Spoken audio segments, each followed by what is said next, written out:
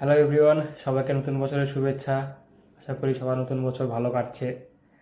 তো আমরা প্রতি বছর অনেকে অনেক টার্গেট ফিক্স করে রাখি যে এই বছর আমরা এটা করব ওটা করব। তো এবছর কে কি টার্গেট ফিক্স করলেন অবশ্যই জানাবেন। তো আজকের ভিডিও তাদের জন্য যারা এবছর টার্গেট নিয়েছেন জিমে ভর্তি হবেন, জিম করবেন, বডি বানাবেন।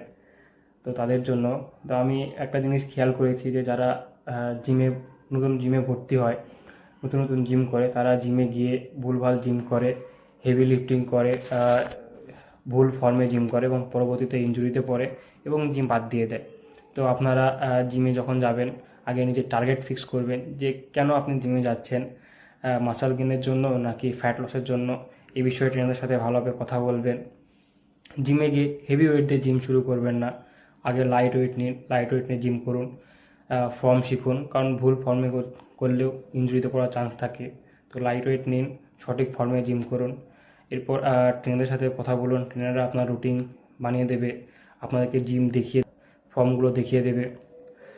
এরপর প্রথম কয়েক সপ্তাহ আপনারা ফুল বডি ওয়ার্কআউট করবেন। আর হ্যাঁ, ওয়ার্কআউট করার আগে অবশ্যই ওয়ার্ম আপটা অবশ্যই করবেন। যদি আপনারা ওয়ার্ম আপ না করেন তো ইনজুরিতে পড়ার চান্স থাকে।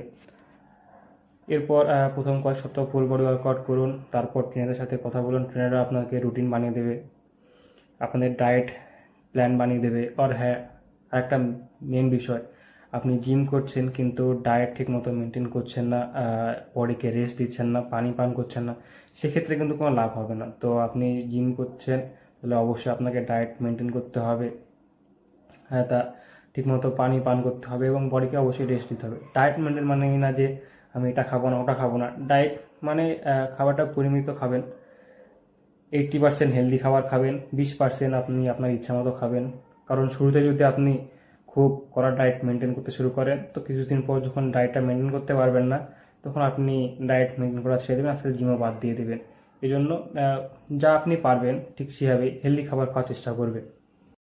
তো আজকে এই পর্যন্তই, আশা করি আপনাদের ভিডিওটি ভালো লেগেছে। আবারও বলছি, আমার আগে কখনো ভিডিও বানায়নি, প্রথম ভিডিও। তো ভিডিওতে কোনো ভুল থাকলে অবশ্যই বলে যাবেন, পরবর্তী থেকে ভিডিও ভুলগুলো শুধরানোর চেষ্টা করব। সবাইকে ধন্যবাদ, আবার দেখা হবে নেক্সট ভিডিওতে।